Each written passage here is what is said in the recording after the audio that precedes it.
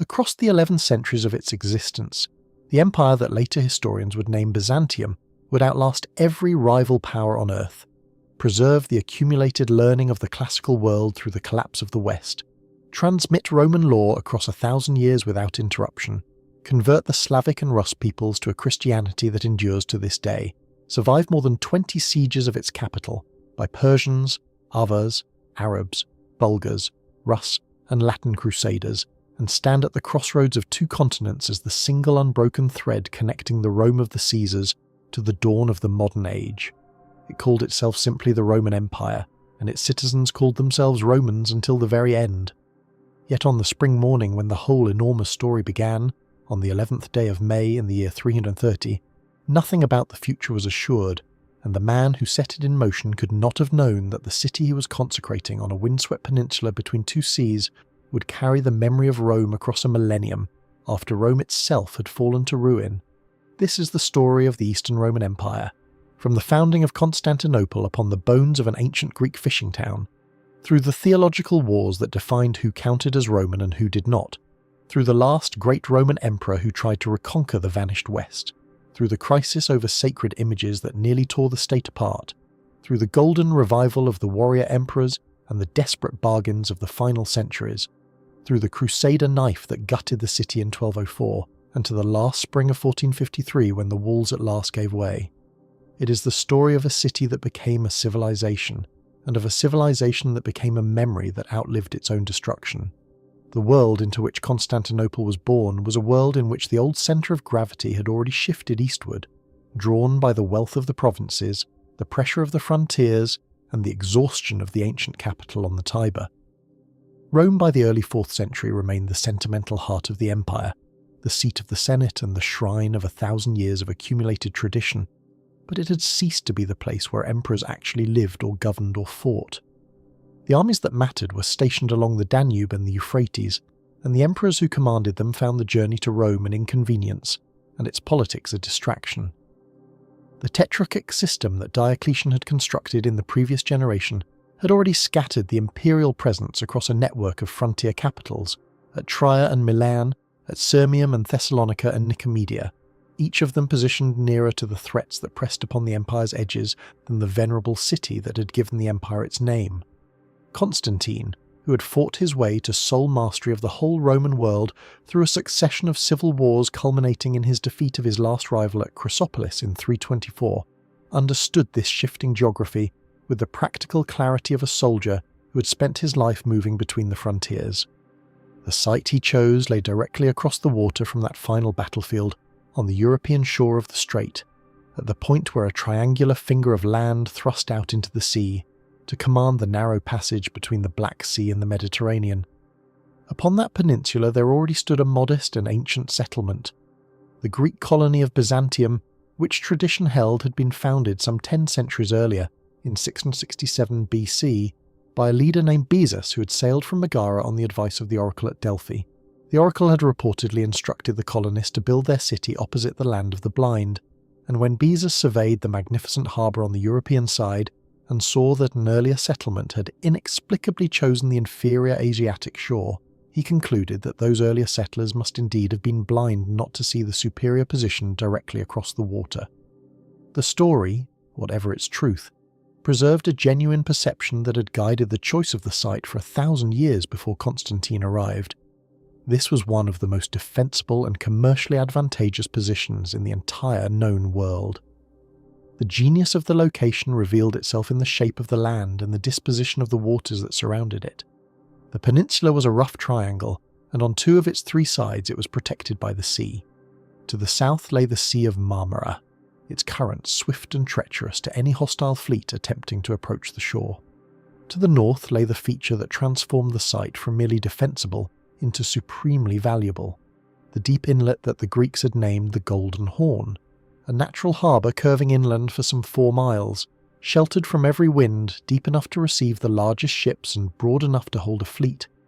A great chain could be stretched across its mouth to seal the harbour entirely against an enemy, and behind that chain the merchant vessels of half the world could ride at anchor in perfect safety, while their cargoes were unloaded onto the wharves. The eastern point of the triangle, where the two waters met, commanded the Bosphorus itself, the narrow channel scarcely half a mile wide at its tightest point, through which every ship passing between the Black Sea and the Mediterranean was compelled to sail, and from which no vessel could pass unseen or unmolested by whoever held the shore. Only the western side of the triangle, the landward approach where the peninsula joined the European continent, presented a vulnerability, and even this would in time be closed by the most formidable system of fortifications the ancient world ever produced. The land walls that would eventually guard this approach, the great triple line of ramparts and towers and ditches raised in the following century, would prove for 1,000 years to be very nearly impregnable, defeating siege after siege by every enemy who tried them, until at last they would fall only to gunpowder and cannon that Constantine's age could not have imagined. Between them, the sea and the land defences would enclose a position that combined the security of an island with the connectivity of a crossroads, a fortress that could not be starved because the sea lanes remained open, a market that could not be bypassed because it sat astride the only water route between two of the world's great seas, and a capital from which armies could be dispatched with equal facility to the Danube frontier or the Persian border. The commercial logic of the position was as compelling as the military one, for the same waters that made the city defensible made it rich. The grain of the northern coasts of the Black Sea, the furs and slaves and amber that flowed down the great rivers of the Eurasian interior, the silks and spices that arrived overland from the Far East, the wine and oil and manufactured goods of the Mediterranean world, all of these passed through the choke point that the city commanded, and all of them paid duties into the imperial treasury as they passed. A power that held this position controlled not merely a fortress, but a valve upon the circulation of the entire known world's wealth, and could tax the movement of goods between continents simply by existing where it did. The later observation attributed to Napoleon Bonaparte, who is said to have declared that Constantinople was by its situation the centre and seat of universal domination, captured a truth that Constantine had grasped fully 15 centuries before, that whoever ruled this triangle of land between the two seas held in his hand a key to the domination of the world. The consecration itself, on the 11th of May in the year 330, was an act of imperial theatre conducted with all the ceremonial gravity that the Roman state could summon, blending the ancient rites of city foundation with the new Christian faith that Constantine had embraced. The emperor is said to have marked out the circuit of the new walls himself, pacing the ground with a spear in his hand, extending the boundaries far beyond the compass of the old Greek town, until his attendants, astonished at the vast area he was enclosing, asked how much further he intended to go, and he replied that he would continue until the one who went before him should stop. Whether that guiding presence was understood as an angel, or as the God of the Christians, or as some more traditional divine escort, the story conveyed the scale of the ambition. For Constantine was not merely enlarging a provincial harbour town, but founding a second Rome, a capital that would rival, and in his intention surpass the ancient city on the Tiber. He filled it with monuments plundered from the temples and cities of the Greek world, erecting in its central forum a great column of porphyry crowned with a statue, laying out a hippodrome for the races that the Roman populace demanded, raising palaces and public buildings and churches, and endowing the new city with a senate of its own so that it might possess the institutions as well as the appearance of a true capital of the empire. For all the pagan ceremony that attended its birth, the city was founded as a Christian capital, the first great city of the Roman world to be conceived from the beginning as a seat of the new religion rather than of the old gods, and this fact would shape everything that followed across the centuries of its existence. Constantine had thrown the weight of the imperial office behind Christianity after his victory at the Milvian Bridge some 18 years earlier, and in founding his new capital he created a stage upon which the marriage of Roman political power and Christian faith would be enacted for the next 1100 years. The emperor would come to be regarded not merely as a ruler, but as the earthly representative of the divine order, the guardian of orthodox belief, the 13th apostle in the imagery that Constantine himself encouraged, and the city would become in the imagination of its inhabitants a place under the special protection of God and the Virgin, a new Jerusalem as well as a new Rome. This fusion of the sacred and the political, established at the very foundation, would prove to be both the empire's greatest source of cohesion and the origin of its most destructive internal conflicts. For in a state where the emperor's legitimacy rested upon his role as defender of the true faith, the question of what precisely the true faith consisted of became a matter upon which thrones could rise and fall. The transformation of the empire from a single indivisible whole into two distinct halves, each with its own emperor, its own court, and ultimately its own destiny, reached its decisive and permanent form upon the death of Theodosius III in the year 395, when the last man to rule the entire Roman world as a single sovereign bequeathed the eastern portion to his elder son Arcadius, and the western portion to his younger son Honorius. The division was in its origins entirely administrative, a practical response to the impossibility of governing so vast a territory from any single point, and it followed a pattern that had been established and re-established many times over the preceding century as emperors shared power with colleagues and heirs. No one at the time supposed that the two halves had ceased to be parts of a single empire, and the fiction of unity was maintained in law and in ceremony for centuries afterward, with each half acknowledging the other's emperor as a legitimate colleague, and the laws issued in one half formally promulgated in the name of both. Yet the partition of 395 proved to be the last, and it hardened over the decades that followed into a division that was not merely administrative but existential, as the two halves diverged in their fortunes to a degree that no one could have predicted. The generation that followed the death of Theodosius witnessed the beginning of the catastrophe that would consume the western half of the empire, a catastrophe that the eastern half would observe from behind its walls and its wealth with a mixture of alarm, calculation, and self-preservation. The pressures that had been building along the frontiers for generations broke through in the opening years of the 5th century, as Germanic peoples driven westward by the movements of the steppe nomads poured across the Rhine and the Danube into the provinces of the west. In the year 410 the unthinkable occurred, and the city of Rome itself, which had not fallen to a foreign enemy in 800 years, was captured and plundered by the Visigoths under their king Alaric, an event that sent a shudder of horror through the entire Roman world and prompted the anguished reflections of Christian writers who struggled to explain how God could have permitted the eternal city to be violated. The sack of Rome was in strategic terms less significant than its symbolism suggested, for the city was no longer the seat of government, and the Western Emperor had already withdrawn to the greater safety of Ravenna behind its marshes. But the psychological blow was immense, and it announced to the world that the structures of Roman power in the West were failing. The disintegration accelerated across the following decades with a grim and relentless momentum. In the year 439, the Vandals, who had migrated across the whole breadth of the western provinces from Spain into North Africa, captured the great city of Carthage and seized the richest and most productive territories of the Western Empire, the grain lands of Africa that had fed the population of Rome and the revenues that had sustained the Western treasury. The loss of Africa was a wound from which the West could not recover, for it deprived the Western government of the resources it needed to maintain its armies and defend its remaining territories, and it placed a hostile naval power astride the Western Mediterranean. Then in the middle years of the century came the terror of Attila and his Huns, the confederation of steppe warriors who ravaged the Balkans, extracted enormous tributes from a terrified imperial government, and swept into Gaul and Italy in campaigns that seemed to threaten the very existence of organised society in the West. The Hunnic threat receded after Attila's sudden death in 453 and the rapid collapse of his empire, but the damage had been done, and the western provinces continued their descent into fragmentation as one territory after another passed out of imperial control and into the hands of Germanic kings who ruled in their own names while paying only nominal deference to the vanishing authority of the emperor. Through all of this, while the West dissolved into a patchwork of successor kingdoms and the line of Western emperors dwindled into a succession of powerless figureheads manipulated by barbarian generals, Constantinople held. The eastern half of the empire, facing many of the same pressures and confronting many of the same enemies, absorbed the blows and survived, and the contrast between the fates of the two halves became one of the great questions of history, a question that the story of the following centuries would answer in 100 different ways. Part of the answer lay in the geography that Constantine had chosen so shrewdly, for the eastern capital sat behind walls and waters that no barbarian army could breach,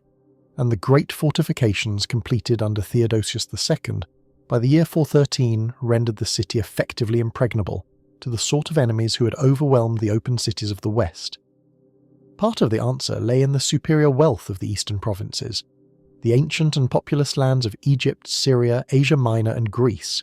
which possessed a tax base and a commercial vitality that the more thinly populated and less developed West could not match, and which gave the Eastern government the resources to maintain a professional army, to fortify its cities, and above all to purchase the withdrawal of enemies who could not be defeated in the field. This last capacity, the ability to buy off invaders with the gold that flowed into the Eastern treasury, was a weapon that the Eastern emperors wielded with a cynical and effective pragmatism that later generations would sometimes condemn as cowardice. But that in truth reflected a sober calculation of where the empire's true strength lay. As the historian Peter Heather has observed, the survival of the East was not inevitable, but resulted in significant part from its ability to buy off the barbarian threats, or to absorb them into its own military structure, and above all from its capacity to redirect those threats westward, effectively transforming the Western Empire into a buffer zone that absorbed the blows the East preferred to deflect. When the Huns demanded tribute, the Eastern government paid, and when the Goths grew restless within the empire's borders, the Eastern government found ways to channel their energies toward the West, where they could do their damage to someone else's provinces. The result was a kind of survival by strategic sacrifice, in which the eastern half preserved itself by allowing the western half to bear the brunt of the migrations, and by the middle of the 5th century the Eastern Empire stood as the sole surviving heir to Roman legitimacy, a bastion of order and continuity in a world that was fragmenting around it, preserving the Roman administrative apparatus and the Greek intellectual heritage, while the West descended into the long twilight that would in later ages be called the Dark Ages. The question of what the East possessed that the West did not would echo across the entire subsequent history of the empire, and no single answer would ever prove wholly satisfactory. For the survival of Constantinople was the product of many causes acting together, of geography and wealth and administration and fortune, and of a certain hard-headed willingness to prioritize survival over glory that distinguished the Eastern government from the more brittle pride of the West. Yet even as the Eastern Empire congratulated itself upon its endurance and looked upon the ruin of the West with a mixture of pity and superiority, it carried within itself the seeds of a different kind of conflict, one that arose not from external enemies but from the very fusion of religion and politics that Constantine had established at the foundation, and that would prove across the centuries to be as dangerous to the empire's stability as any barbarian army, for the empire that Constantine had founded as a Christian capital had discovered almost immediately that the Christianity it had embraced was not a single, settled, and universally agreed body of doctrine, but a contested and fractious faith whose adherents disagreed, often violently, about the most fundamental questions concerning the nature of God and of Christ. The Great Council of Nicaea, which Constantine himself had summoned in the year 325, had attempted to settle the most divisive of these questions, the question of the relationship between Christ the Son and God the Father, and had produced a creed affirming that the Son was of one substance with the Father, co-eternal and equal in divinity. Yet the Council had failed to achieve the lasting unity its convener had hoped for, and in the decades that followed its decisions were challenged, reversed, reaffirmed, and challenged again as emperors and bishops and factions contended over the correct understanding of the faith. The teaching known as Arianism, which held that Christ was a created being subordinate to the Father and not co-eternal with him, refused to die after its condemnation at Nicaea, and for much of the 4th century it enjoyed the favour of emperors and spread widely, particularly among the Germanic peoples who had been converted to Christianity in its Arian form, and who carried that version of the faith into the successor kingdoms of the West. These disputes were never merely academic exercises conducted by theologians in isolation from the concerns of ordinary life, for in the world that Constantine had created, theology had become the very language of political dissent, the medium through which struggles over power, ethnicity, regional identity, and imperial legitimacy were conducted and expressed. The historian Peter Brown captured this reality when he described the empire as a society in which theology was the politics of the street, a society in which the questions that agitated the crowds of the great cities and that could bring rioting mobs into the squares were not questions of taxation or governance, but questions concerning the person of Christ. When the populations of Alexandria and Antioch and Constantinople took to the streets, they took to them shouting theological slogans, and the great sees of the Eastern Church contended with one another for primacy through the medium of doctrinal dispute, so that a controversy over the correct title to be given to the Mother of Christ, whether she should be called the bearer of God or merely the bearer of Christ, became a proxy for the rivalry between the patriarchs of Alexandria and Constantinople, and for the ambitions of the churchmen who held those offices. The controversy known as Nestorianism, which took its name from a patriarch of Constantinople, and which emphasized the distinction between the human and the divine natures of Christ to a degree that seemed to its opponents to divide him into two persons, convulsed the Eastern Church in the 5th century and was condemned at a council held in the year 431. Yet its condemnation resolved nothing permanently, for the reaction against it produced the opposite error, the teaching known as monophysitism, which insisted that Christ possessed only a single, divine nature, in which his humanity had been wholly absorbed and transformed. This teaching found enormous popular support in the provinces of Egypt and Syria, where it became bound up with regional identity and resentment of the imperial centre, so that adherence to the monophysite understanding of Christ became a way of expressing the distinctiveness of these ancient and proud provinces against the government in Constantinople. The Great Council of Chalcedon, convened in the year 451, attempted to settle the matter definitively by affirming that Christ existed in two natures, divine and human, united in a single person without confusion and without division, a formula intended to steer a middle course between the errors on either side.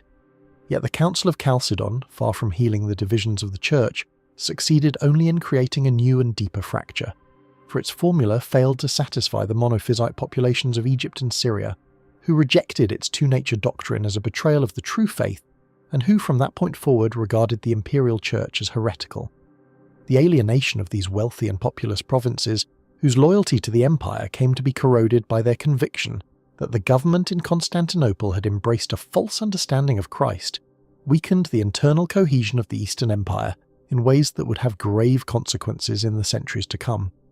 Emperors intervened repeatedly in the attempt to reconcile the warring factions, and their interventions frequently made matters worse rather than better, as when the Emperor Zeno issued in the year 482 a document known as the Henoticon, a formula of union intended to paper over the disputes and reconcile the monophysites to the imperial church, which succeeded only in triggering a schism with the Church of Rome that endured for decades.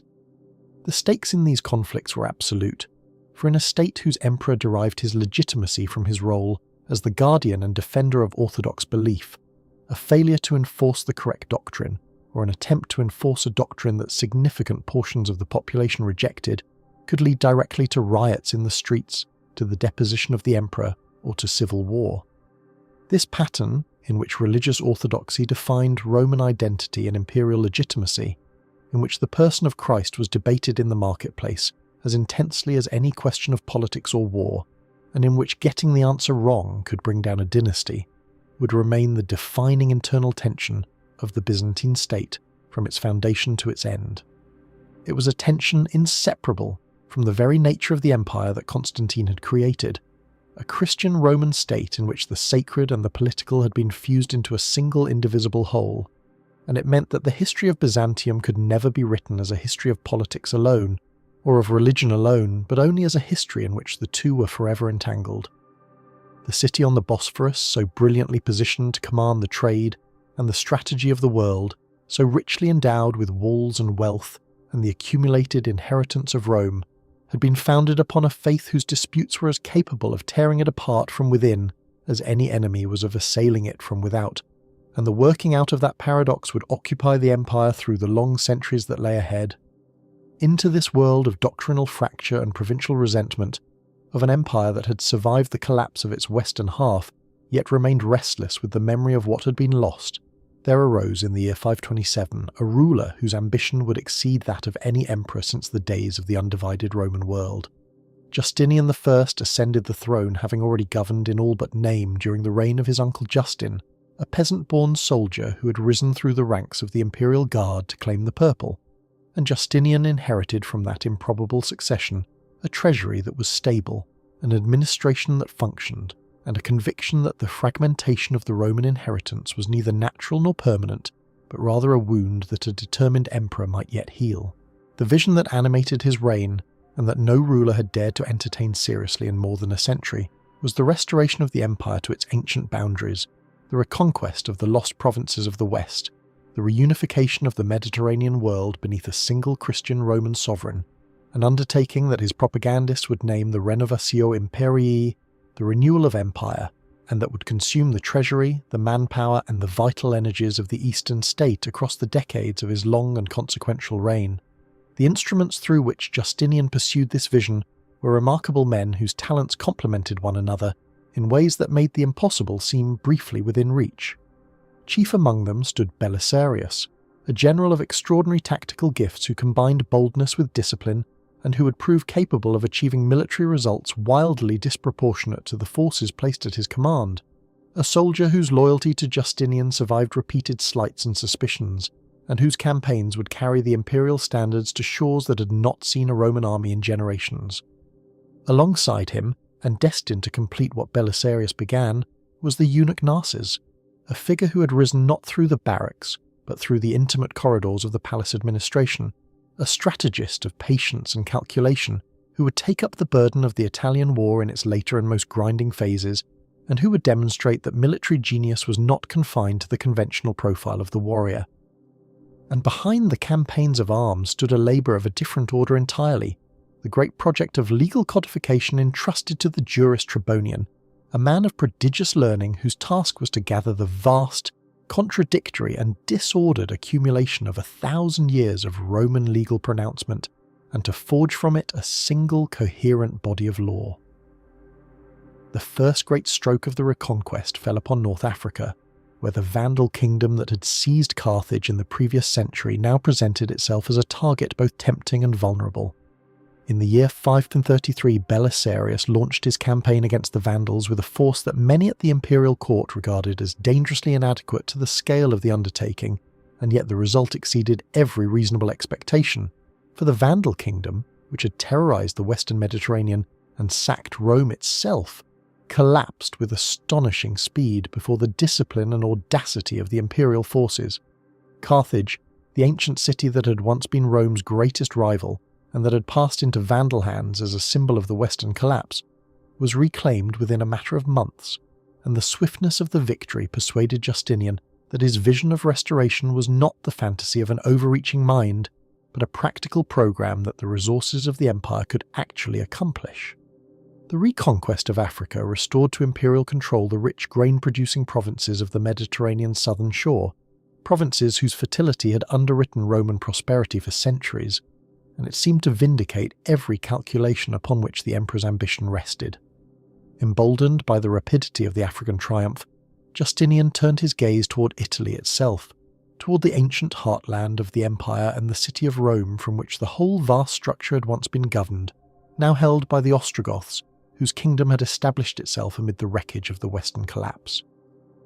The Gothic War that began in the year 535 and dragged on until 554 would prove an undertaking of an altogether different character from the lightning conquest of Africa,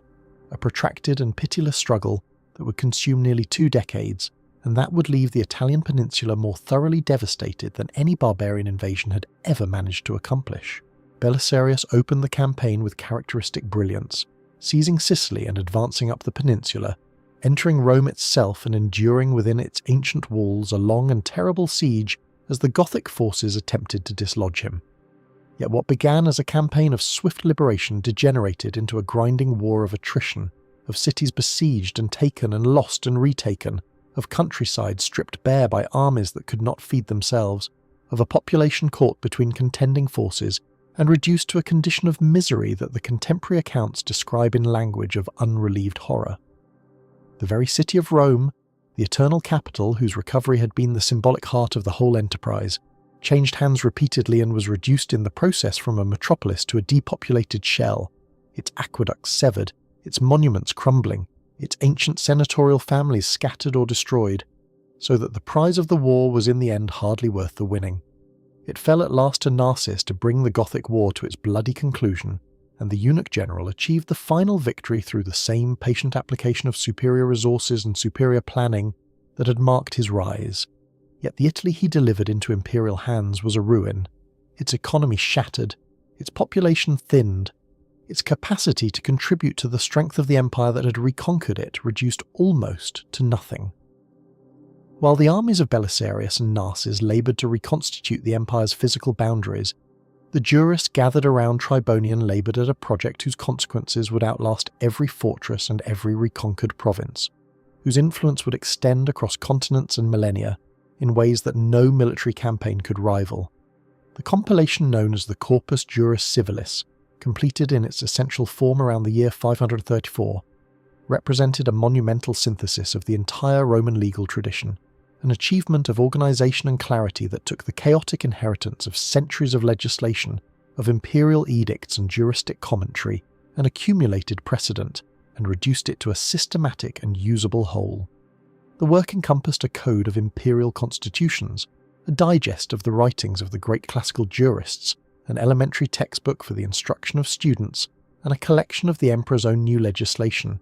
and together these components preserved the substance of Roman legal thought at the very moment when the political structures that had produced it were passing into dissolution. The genius of the achievement lay not merely in its comprehensiveness, but in its influence, for the corpus juris civilis, rediscovered and studied in the medieval West, would become the foundation of the civil law tradition that governs the legal systems of a substantial portion of the modern world, so that a project undertaken to glorify a 6th century emperor's dream of restoration became instead one of the most enduring intellectual monuments that any government has ever produced. In this labour, more than in all his conquests, Justinian secured a form of immortality, for while his reconquered provinces would slip away within a generation, the law he codified would endure to shape the jurisprudence of nations that had not yet been imagined. Yet the ambition that drove Justinian toward these dazzling achievements exacted a price whose full dimensions would become apparent only gradually, a price measured in the exhaustion of the treasury, the depletion of the empire's manpower, and the dangerous exposure of frontiers stripped of their defenders to feed the Western wars. The heavy taxation required to fund the campaigns in Africa and Italy pressed with increasing severity upon the population of the eastern provinces, and the burden generated a resentment that would find its most savage expression in the account left by the historian Procopius of Caesarea, a man who had served in the entourage of Belisarius, and who in his public works praised the emperor's achievements in the conventional language of imperial panegyric. In a secret work composed for posterity and circulated only after his death,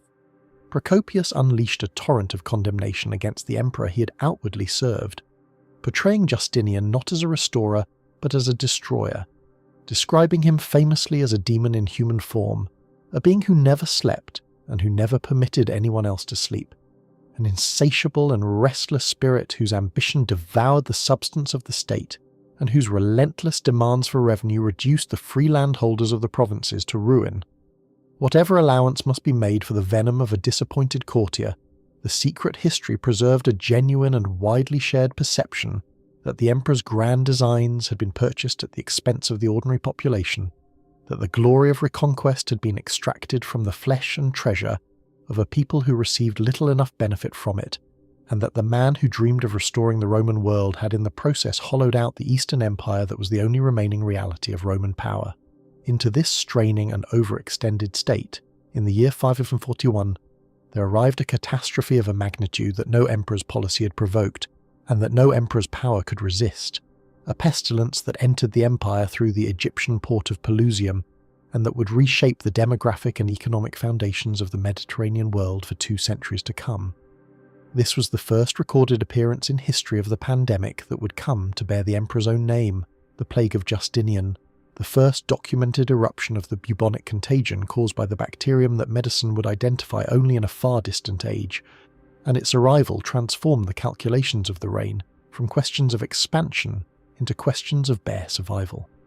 The disease reached Constantinople itself in the year 542, and the accounts of what followed within the walls of the imperial capital describe a horror that overwhelmed the ordinary mechanisms of civic life and reduced the greatest city of the Christian world to a charnel house. Procopius, who witnessed the pestilence in the capital, reported that the daily toll of the dead rose at its height to figures in the many thousands, and while the precise numbers must be treated with the caution that all ancient statistics demand, the essential picture of mass mortality on a scale that broke the capacity of the living to bury the dead emerges from every source with terrible consistency. The details of that breakdown, as the contemporary witnesses preserved them, convey the sheer scale of the collapse more vividly than any statistic. When the graveyards of Constantinople were filled and no ground remained to receive the corpses that accumulated faster than any labour could dispose of them, the authorities resorted to expedients of desperate improvisation, stuffing bodies into the hollow towers of the city's fortifications and covering them with quicklime to contain the stench of decay, and when even these were full, loading the dead onto ships that were rowed out into the Sea of Marmara, and there abandoned to drift with their freight of corruption upon the waters. The ordinary structures of society dissolved in the face of a mortality that respected neither rank nor wealth nor piety, that carried off the poor in their hovels and the prosperous in their mansions with equal indifference, and that left the survivors in a condition of shock and disorientation from which the empire would require generations to recover, if indeed it ever fully recovered at all. The plague did not strike once and depart, but returned in recurring waves across the following 2 centuries, each fresh outbreak culling the population anew and preventing the demographic recovery that alone could have restored the empire's vitality, so that the pestilence that arrived in Justinian's reign became a permanent feature of the Mediterranean world's mortality until its final subsidence around the middle of the 8th century. The economic and military consequences of this demographic catastrophe compounded the exhaustion that the Western wars had already produced, for a state whose strength rested upon the taxable population of its provinces and the manpower available for its armies could not sustain the loss of so vast a proportion of its people without a corresponding collapse in its capacities. The labour shortages that followed the plague reduced agricultural production and shrank the revenues upon which the whole apparatus of empire depended, even as the costs of defending the overextended frontiers continued to mount, and the arithmetic of the situation became increasingly impossible to reconcile.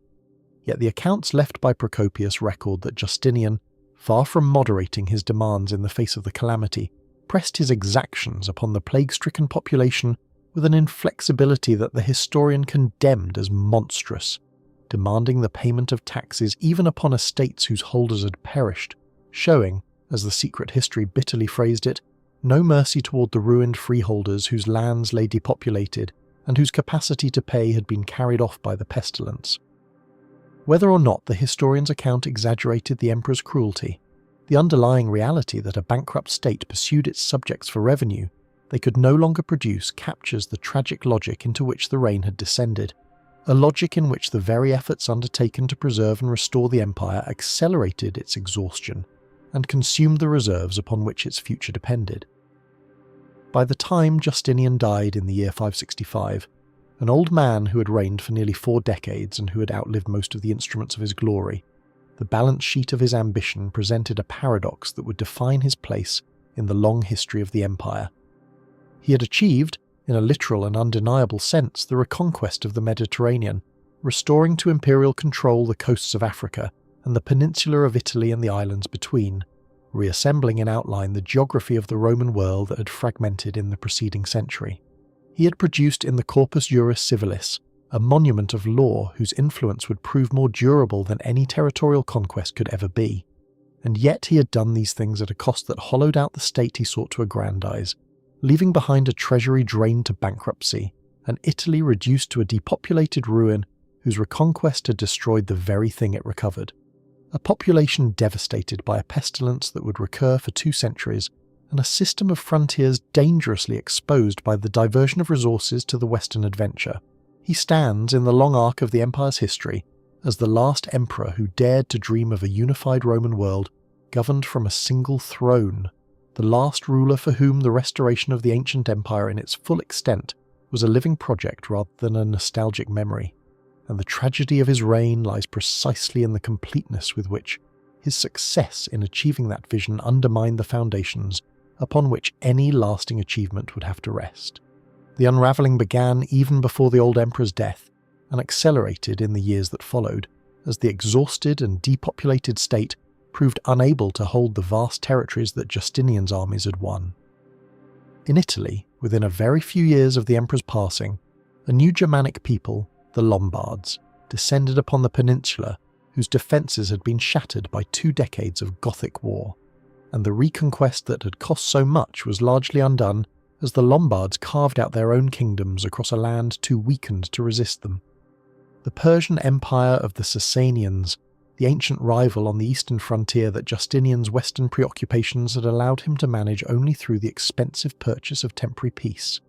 remained a potent and aggressive power, whose pressure upon the eastern provinces would in time erupt into a war of existential proportions. The empire that Justinian bequeathed to his successors was thus one whose apparent restoration masked a profound underlying fragility, an empire that had spent its accumulated strength in a magnificent effort that could not be sustained, and that now faced the accumulating consequences of that expenditure, with reserves that had been drained to nothing.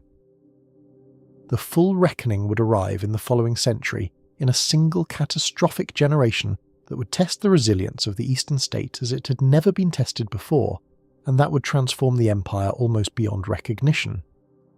The emperor upon whom this reckoning descended was Heraclius, who came to the throne in the year 610 amid conditions of near collapse, with the Persian armies overrunning the eastern provinces and driving toward the capital itself, and whose reign would encompass both the most brilliant of imperial recoveries and the most devastating of imperial catastrophes. The war against the Sasanian Persians that consumed the first decades of the 7th century was a struggle of such scale and duration that later historians would name it the last great war of antiquity, a conflict in which the two ancient empires of the Mediterranean and the Near East, the Roman and the Persian, poured out their strength in a contest that neither could truly afford. For years the tide ran against the empire as the Persians overran Syria and Palestine, seized the holy city of Jerusalem and carried off the relic of the true cross, and occupied Egypt, the breadbasket whose grain fed the capital, so that the survival of the Eastern Roman state hung by the narrowest of margins. And then, in a reversal that contemporaries could only understand as miraculous, Heraclius rallied the empire's last reserves and carried the war into the heart of the Persian dominions, achieving in the year 627 a decisive victory at Nineveh that broke the Sasanian power, and that, in the following year, compelled the defeated Persians to restore the conquered provinces and the sacred relic they had carried away. Yet the triumph of Heraclius, purchased at so terrible a cost of blood and treasure, proved to be the prelude to a catastrophe against which his hard-won victory offered no defence whatsoever, for both the Roman and the Persian empires emerged from their long struggle so utterly exhausted, so drained of men and money and vital energy, that neither possessed the strength to resist the wholly unexpected power that now erupted from the Arabian Peninsula to the south. Following the death of the Prophet Muhammad in the year 632, the Arab forces united by the new faith of Islam burst forth from Arabia with an energy and a cohesion that the depleted empires could not withstand, and within the space of a single generation, the Eastern Roman world was transformed beyond recovery. Syria and Palestine, the provinces that Heraclius had so recently recovered from the Persians at such enormous cost, fell to the Arab armies between the years 634 and 638, wrenched away almost as soon as they had been restored, and their loss carried with it the ancient Christian centres of Antioch and Jerusalem, and the whole eastern Mediterranean coast that had been Roman since the days of the Republic. The alienation of the monophysite populations of these provinces, whose loyalty to the imperial church had been corroded by generations of doctrinal conflict, meant that the Arab conquest encountered in places a population more indifferent than resistant to the change of masters, so that the theological fractures of earlier centuries now bore their bitter fruit in the ease with which the eastern provinces passed out of imperial hands. The gravest blow of all fell with the loss of Egypt, conquered by the Arab forces between the years 639 and 642. For Egypt was the empire's primary breadbasket, the province whose grain had fed the capital, and whose fertility and population had underwritten a substantial portion of the imperial revenues since the days of Augustus. The severance of Egypt cut the empire's tax base roughly in half at a single stroke, depriving the state of resources it could not replace, and forcing upon it a contraction from which there could be no recovery to its former scale. The empire that survived this cataclysm was a fundamentally different thing from the empire that had entered the 7th century, smaller, poorer, stripped of its wealthiest and most populous provinces, reduced to the Anatolian heartland and the Balkan fringes and the capital that anchored them, and increasingly Greek rather than Roman in its language and its culture, as the Latin inheritance of the western provinces faded into memory. And yet, against every reasonable expectation, the empire did not fall, for the city on the Bosphorus that Constantine had founded stood firm behind the walls that had never been breached, and twice within the following decades the Arab power that had swallowed the eastern provinces hurled its full strength against the capital itself, in the sieges traditionally dated to the years 674 to 678, and again to the years 717 to 718, and twice the city held. The survival of Constantinople through these terrible assaults owed much to the walls and to the fleet, and to the strategic genius of its defenders, but it owed a decisive measure to a new and terrifying weapon that entered the Empire's arsenal at precisely this moment of extremity, a substance the sources call Greek fire, an incendiary compound of secret composition that could be projected against enemy ships, and that possessed the appalling property of burning upon the surface of the water itself, so that it could not be extinguished by the sea and spread destruction across the fleets of the besiegers. The tradition preserved by the chroniclers attributed the introduction of this weapon to a man named Callinicos, a refugee who had fled the fallen province of Syria and who brought his terrible invention to the imperial capital in its hour of need, so that the very catastrophe of the Eastern conquest yielded, in the person of a single displaced craftsman, the means of the capital's salvation. The defence of the year 717 to 718 in particular came to be recognised as a turning point in the history of the wider world, a moment at which the tide of Islamic expansion toward the heart of Europe was checked before the walls of the city that stood as the eastern bulwark of Christendom, and the empire that emerged from these ordeals, diminished and impoverished and transformed, had nonetheless demonstrated a capacity for endurance that would prove to be its most essential and most enduring characteristic. The uncanny resilience of this state, its refusal to die when every calculation of resources and territory suggested that it should, had begun to reveal itself as the true and abiding subject of its history, and the working out of that resilience through the trials that still lay ahead would carry the empire into a new and unexpected chapter of its long survival. The trials that lay ahead, however, would not come solely from the frontiers where the armies of Islam pressed against the shrunken borders, for the empire that had learned to survive external assault now turned its formidable capacity for conflict inward, upon a question so abstract and so consuming that it would fracture Byzantine society more deeply than any invading army had managed to do. The controversy that seized the empire in the 8th century concerned neither territory nor tribute nor the succession to the throne, but rather the proper relationship between the divine and its representation in visible form, and specifically the question of whether the images of Christ and the saints and the Virgin, which had accumulated across the centuries in the churches and homes and public spaces of the Roman world, constituted a legitimate aid to devotion or a species of idolatry forbidden by the commandments handed down at Sinai. The Emperor Leo III, the same soldier emperor whose defence of the capital in the years 717 to 718 had turned back the Arab tide and whose military competence had proven beyond question, issued in the year 726 the first of the decrees that would inaugurate the crisis, moving against the veneration of icons in a manner that struck at practices woven so deeply into the fabric of Byzantine piety that their prohibition amounted to an assault upon the religious identity of the population itself. The theological positions that divided the empire during this long convulsion possessed a coherence and a seriousness that resist easy dismissal, for the men who smashed the images and the men who venerated them alike drew upon centuries of Christian reflection to justify their conduct. The iconoclasts, those who broke the images, argued that the representation of the divine in paint and mosaic and carved wood constituted a violation of the prohibition against graven images, that the honour directed toward an icon was honour stolen from God and diverted toward dead matter, and that the entire practice smacked of the pagan idolatry from which Christianity had emerged and against which it defined itself. The iconophiles, those who loved and defended the images, countered with an argument of remarkable subtlety grounded in the central mystery of their faith, for they contended that the incarnation itself, the assumption of visible human flesh by the invisible God in the person of Christ, had transformed the entire question of representation. If God had made himself visible, if the divine had taken material and depictable form in the person of Jesus, then to forbid the depiction of that form was to deny the reality of the incarnation, to retreat toward the position that God remained forever beyond the reach of human sight and human art. The image in this understanding affirmed rather than violated the deepest truth of the faith, and the veneration directed toward it passed through the painted surface toward the sacred reality it represented, a distinction that the defenders of icons would articulate with increasing precision as the controversy wore on. The measures that Leo III set in motion hardened into formal policy across the years that followed his initial decrees,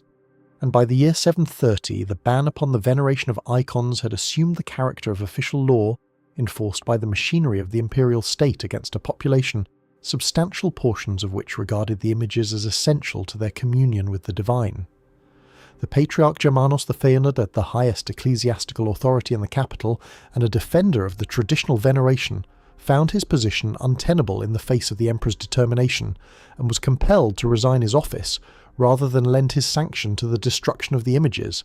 an event that demonstrated the willingness of the imperial power to override even the leadership of the church when doctrine and policy diverged. The consequences of this rupture extended far beyond the boundaries of the empire, for the Bishop of Rome, whose authority over the Western Church had grown as the imperial presence in Italy faded, could not accept the iconoclast policy emanating from Constantinople, and in the year 731 Pope Gregory III convened a synod in the ancient capital that condemned iconoclasm in unambiguous terms, setting the Roman See in direct opposition to the imperial and patriarchal authority of the East. The Synod of the year 731 marked a widening of the fissure that had long been developing between the Latin West and the Greek East, a divergence rooted in language and culture and political circumstance that the iconoclast controversy now sharpened into open doctrinal opposition, and the significance of this rupture would prove far greater than the immediate quarrel over images. The papacy, alienated from an emperor whose religious policy it regarded as heresy, and increasingly unable to look to Constantinople for the protection that the imperial power could no longer supply in Italy, turned progressively toward the rising power of the Franks in the west, seeking in the Frankish kings the temporal defender that the Byzantine emperor had ceased to be. This reorientation of the papacy away from the Eastern Empire and toward the emerging powers of Western Europe set in motion a process of separation that would, across the succeeding centuries, culminate in the permanent division of Christendom into its Latin and Greek branches, and the iconoclast crisis stood among the decisive accelerants of that estrangement, a theological quarrel over painted wood that helped to cleave the Christian world along a fault line that has never since been fully closed. Within the empire itself, the enforcement of the iconoclast policy fell with particular severity upon the monasteries, for the monks stood among the most fervent defenders of the images and the most stubborn opponents of the imperial decrees, and the resistance of these communities to the destruction of the icons brought upon them the full weight of the state's coercive power. The chronicles preserve accounts of monks subjected to torture and mutilation, of religious houses despoiled and their sacred images defaced or destroyed, of a systematic effort to break the will of the population and to enforce conformity to a doctrine that many regarded as the negation of their faith. The destruction of religious art across these decades represented an incalculable loss to the cultural inheritance of the empire, for the images that fell to the iconoclast hammers included works of immense age and value, the accumulated visual expression of centuries of Byzantine devotion, and the surviving examples of pre-iconoclast art constitute only a fraction of what the controversy consumed. The society that endured this long convulsion emerged divided against itself. Its towns and monasteries and even its imperial family split between the partisans of the images and their destroyers, the theological question penetrating into every level of the population, and setting neighbour against neighbour in a manner that no external enemy had ever achieved. Into this fractured and contending society there rose a figure who would restore the images to their honoured place, and who would, in the process, reveal how completely the theological obsessions of the age had become entangled with the naked pursuit of dynastic power.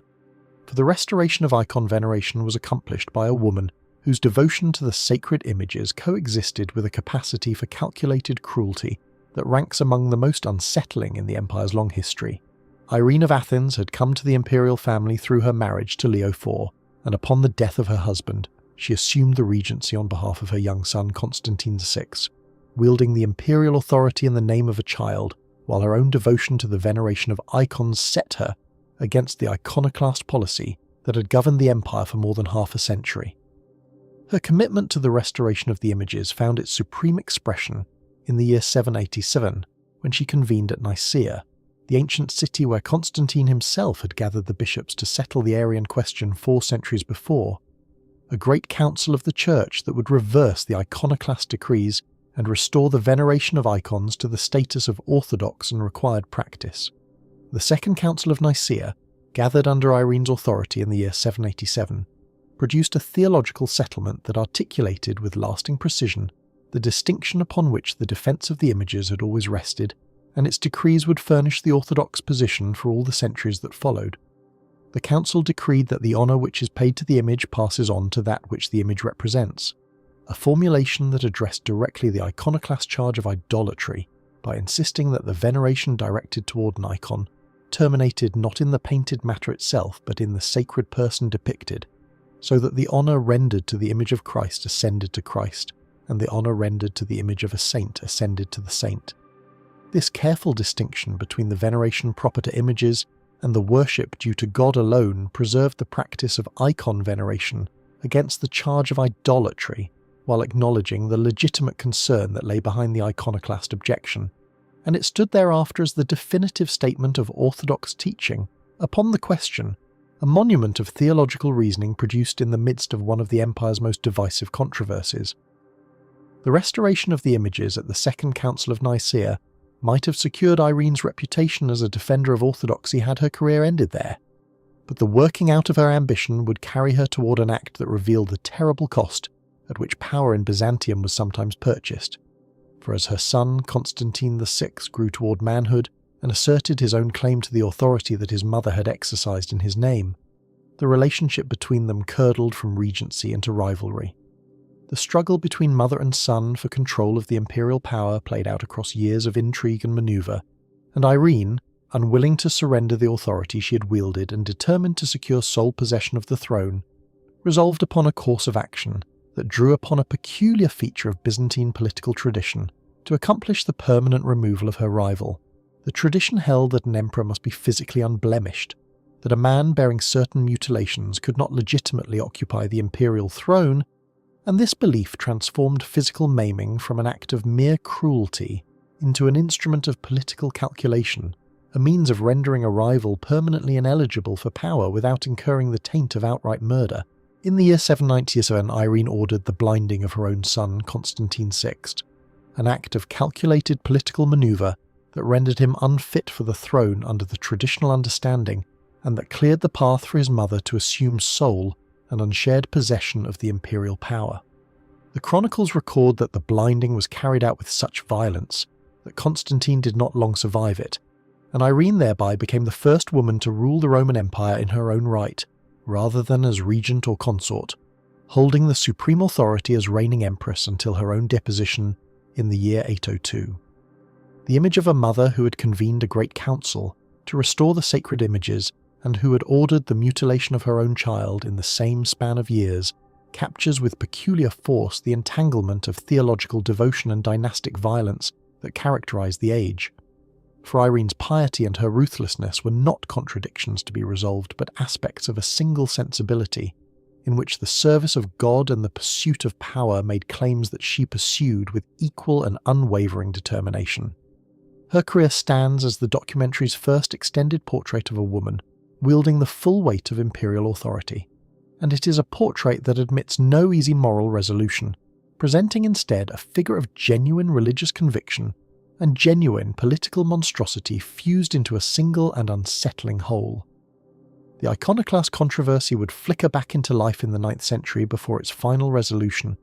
but the empire that emerged from these long convulsions had passed through its gravest internal crisis and had settled, after generations of destruction and contention, upon the veneration of images as its established and orthodox practice.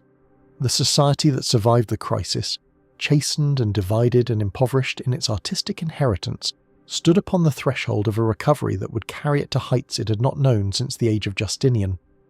For the 9th century that closed the iconoclast era opened also upon a period of renewed strength and expanding confidence that would restore to the empire much of what the 7th century had stripped away.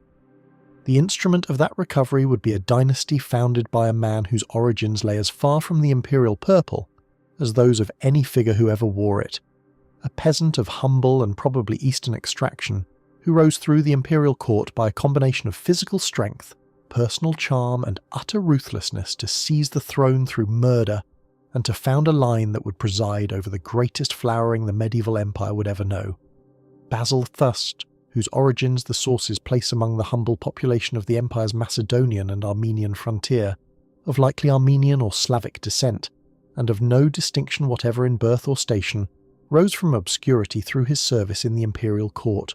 where his physical prowess and his talent for winning the favour of the powerful carried him into the intimate circle of the reigning Emperor Michael III. The trajectory of Basil's ascent led him from the stables to the imperial confidence, and having secured his position as the emperor's favourite and co-ruler, he removed the obstacle that stood between himself and sole power through the assassination of his patron in the year 867, an act of calculated murder that inaugurated the dynasty historians would name after the region of Basil's origin. The Macedonian dynasty that Basil founded upon this foundation of violence would endure from the year 867 until the year 1056,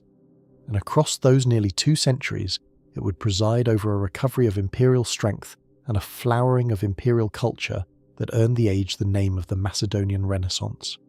A second wind for a state that had spent 300 years watching its territories dwindle and its resources shrink. The cultural achievement of the Macedonian age rested upon a systematic and deliberate effort to preserve and to reanimate the classical inheritance that the empire had carried through the dark centuries of contraction.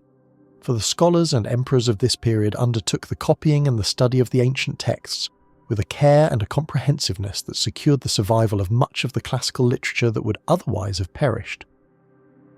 The visual expression of this Renaissance achieved a refinement and a splendour that ranks among the summits of medieval art, exemplified in works such as the manuscript known as the Paris Psalter, whose illuminations demonstrate the conscious revival of classical form and technique in the service of Christian devotion. The dynasty produced among its emperors a figure of genuine scholarly attainment in Constantine's second, called Porphyrogenitos, the Purple-born, whose designation marked his birth to a reigning emperor within the imperial palace, and whose intellectual pursuits led him to author works of lasting value, including the treatise known as De Administrando Imperio, a compendium of statecraft and geography and diplomatic intelligence composed for the instruction of his son and heir. In Constantine VII, the empire possessed a ruler more scholar than soldier, a man who gathered and organized the accumulated knowledge of his state and who embodied in his person the intellectual confidence of an age that had ceased merely to survive and had begun once more to create. The military recovery that accompanied this cultural flowering carried the imperial armies back onto the offensive after centuries of defense, and it found its supreme expression in the warrior emperors who pushed the frontiers eastward into territories that had been lost since the age of the Arab conquests. Nikephoros II Phocas, a general of formidable reputation, whose relentless campaigns against the Muslim powers earned him the name of the Pale Death of the Saracens, retook the island of Crete and the island of Cyprus and drove into the region of Syria, recovering among his conquests the ancient and storied city of Antioch, one of the great centres of early Christianity, whose loss had counted among the bitter fruits of the 7th century. His successor, John of Thessalonicus, continued the eastward advance,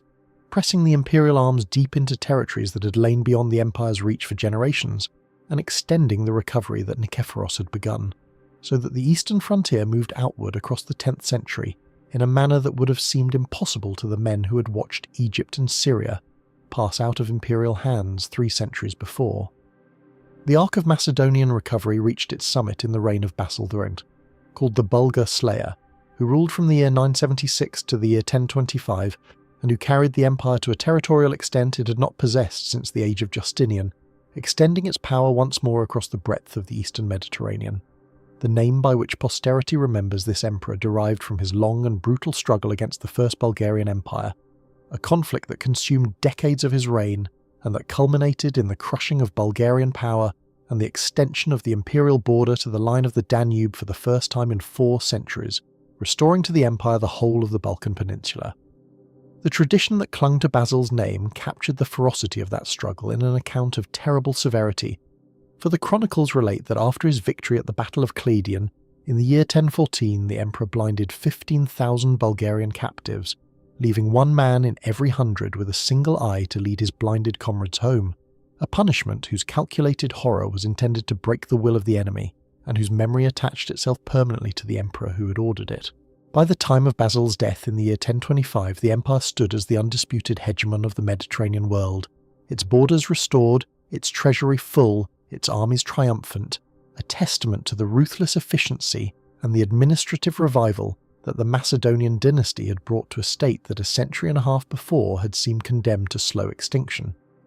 The city that stood at the centre of this recovered empire had become, across the span of the Macedonian ascendancy, the richest and most magnificent metropolis in the world, a concentration of wealth and population and artistic splendour that had no rival in either the Christian or the Islamic world, and that dwarfed the modest urban settlements of the Latin West. While the Western European centres remained small towns, and Paris itself counted a population of perhaps 20,000 souls, Constantinople held a population estimated at its peak between 400,000 and 500,000, a city of a scale that the West had not seen since the fall of ancient Rome and would not see again for centuries to come. The wealth that sustained this vast metropolis rested to a decisive degree upon the state-controlled monopoly in silk, a commodity of immense value that served the empire simultaneously as a source of revenue, an instrument of diplomacy and a marker of status, and whose production and trade were regulated with meticulous care by the imperial administration through the ordinances preserved in the document known as the Book of the Eparch, composed around the year 912, which governed the guilds and the commerce of the capital in exhaustive detail. The revenues generated by silk and by the commerce that flowed through the great emporium of the capital funded a court ceremonial of extraordinary sophistication designed to project the divine authority of the emperor and to overawe the ambassadors of lesser powers who came to seek the favour or the alliance of the Queen of Cities. The ambassador Liutprand of Cremona, who came from the west and who recorded his visit to the Great Palace in the year 949, left an account of the mechanical wonders that the imperial court deployed to intimidate foreign dignitaries, describing a throne flanked by gilded bronze lions that roared and moved their bodies, and a mechanical tree filled with birds of gilded metal that sang, and the throne itself that rose upward toward the ceiling to display the emperor in ever greater elevation above the prostrate visitor, a theatre of mechanical marvel and calculated psychology, engineered to render the foreigner speechless before the majesty of the Roman power. The cosmopolitan character of the city was secured by an elite bodyguard drawn from distant northern peoples, the Varangian Guard, composed of Norse warriors and later of Anglo-Saxons who had fled the conquest of their own homeland, men who served the emperor with a loyalty rooted in oath and in generous payment, and the merchant quarters of the city housed traders from Venice and from Amalfi and from the Abbasid Caliphate, each maintaining its own distinct community and facilitating the flow of luxury goods that made the capital the crossroads of the medieval world. Above all this wealth and commerce and ceremony, there rose the incomparable monument of the age of Justinian, the great church of Hagia Sophia, whose vast dome and shimmering mosaics were perceived by those who entered it, not as the work of human hands but as a fragment of heaven brought down to earth, a reflection of the celestial realm rendered in gold and marble and coloured glass. The concentration of gold and silk and sacred art within the walls of the capital established Constantinople in the eyes of the medieval world as the standard against which all civilization was measured, the Queen of Cities whose splendour made the settlements of every other power seem crude and impoverished by comparison, and this very magnificence would render its eventual fall a loss of civilizational proportions, a catastrophe whose weight could be measured only against the height from which the city was to fall. The empire that the Macedonian dynasty had raised to this pinnacle of wealth and power and cultural achievement stood, at the death of Basil the Sere in the year 1025, at a summit from which the only path led downward, and the gathering of pressures that would begin, within decades, to erode the foundations of that greatness, would carry the empire toward a crisis whose resolution would remake the terms of its survival. The forces that would carry the empire from the summit toward the abyss gathered slowly in the decades after the death of Basil the Sere, in a period during which the throne passed through a succession of aged bureaucrats, court favourites, and short-lived reigns that dissipated the treasury the Macedonian warriors had filled and neglected the frontier armies that had held the borders secure. The great emperor had left no direct male heir capable of continuing his work, and the imperial dignity descended through his aging nieces and their consorts into the hands of a civil aristocracy that distrusted the military caste and sought to reduce its power, disbanding the provincial forces that had defended Anatolia and substituting mercenary contingents whose loyalty extended no further than their pay. The system of provincial military organisation that had sustained the empire through centuries of pressure, the arrangement by which soldiers held land in return for hereditary military service, decayed under the neglect of administrators who preferred the immediate revenue of taxation to the long-term security of a landed soldiery, and the frontiers that Basil the Third had extended to the Danube and to the mountains of Armenia stood increasingly exposed to peoples whose migrations and ambitions the weakened empire could no longer contain. Into this landscape of internal division and military decline there arrived, from the steppes of Central Asia by way of Persia, a new and formidable power in the form of the Seljuk Turks, a nomadic people who had adopted the faith of Islam and who had established a sultanate that extended its authority across the ancient lands of Mesopotamia and Iran, and whose bands of mounted warriors began, in the middle years of the 11th century, to probe the eastern frontiers of the Roman world and to raid the settled provinces of Armenia and Anatolia with a mobility and a ferocity that the diminished imperial forces struggled to answer. The convergence of these gathering pressures reached its terrible resolution in a single year, the year 1071, which stands in the long history of the empire as the definitive collapse of its status as a Mediterranean superpower and as the hinge upon which its entire subsequent fate would turn. In the spring of that year, on the 16th day of April, on the far western edge of the Roman world, the city of Bari, the last stronghold of imperial authority in southern Italy,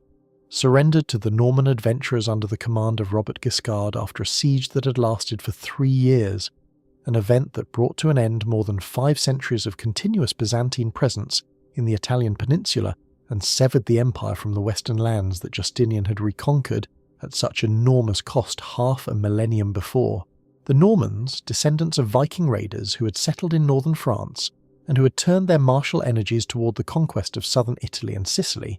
had methodically reduced the scattered imperial possessions of the region, and the fall of Bari extinguished the final ember of the Roman flame in the west, closing a chapter of history that stretched back to the age of Constantine, and confirming that the empire's horizons had contracted definitively toward the east.